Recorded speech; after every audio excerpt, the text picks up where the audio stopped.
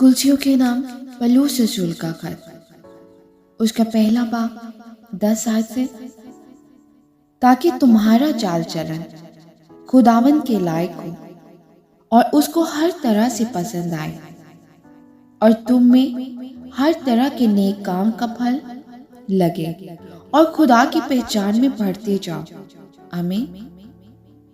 اور اس کی جلال کی قدرت کے موافق ہر طرح کی قوت سے قوی ہوتے جاؤ، تاکہ خوشی کے ساتھ ہر صورت سے صبر اور تحمل کر سکو، اور باپ کا شکر کرتے رہو، جس نے ہم کو اس لائق کیا کہ نور میں مقدسوں کے ساتھ میراث کا حصہ پائے۔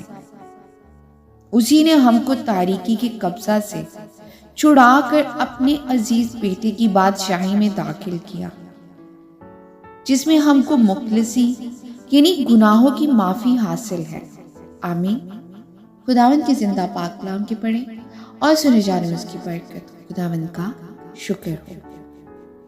عزیزو، آج کے کلام کے وسیلہ سے خداوند ہم سب کو برکت دے اور ہم سب کلام کے پڑھنے یا سننے والے محض نہ بنے، ہم کلام پر عمل کرنے والے بنے، آمین۔